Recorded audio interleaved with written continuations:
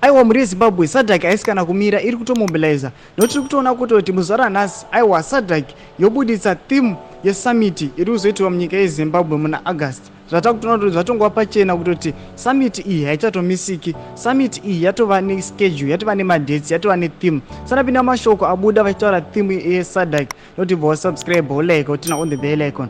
Noti ipinda panapa paHerald panyorwa kuchinzi this year's SADC summit is scheduled for August will be held under the theme promoting innovation to unlock opportunities for sustainable economic growth and development towards an industrialized SADC.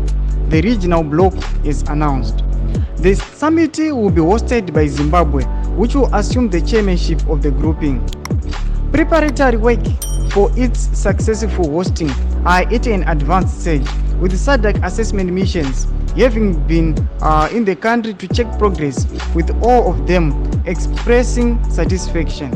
Saka muri Zimbabwe zvatongobuda pachena kuti aiwa SADC aiwa haichatomisiki, summit iyi haichatomisiki. Noda kuti taona kuti theme yatovapo, aiwa zvatongobuda pachena kuti summit yakuitiwa, noti patozomentionwa zvikanzi aiwa Zimbabwe kana kuti Idi Mnangagwa ndopanenge achipiwa uchairmanship hwake aiwa wemuSADC seSADC organ, achinzi achapiwa uchairmanship hwake. Amene munoti kudii pamusoro penhau ido zamunhu wese anga akamirira kana kuti aitarisira kuti aiwa Idi Mnangagwa haazombowani uchairmanship nekuda kwenhau dzake dzemaflood elections, asi zvatoitika ndo zvabuda muHerald izvi. Chimotiudzai mafungiro enyu, munoti kudii pamusoro pemashoko awa. Aiwa pinai comment section medu, saano subscribe, kulike, channel tina on the bell icon.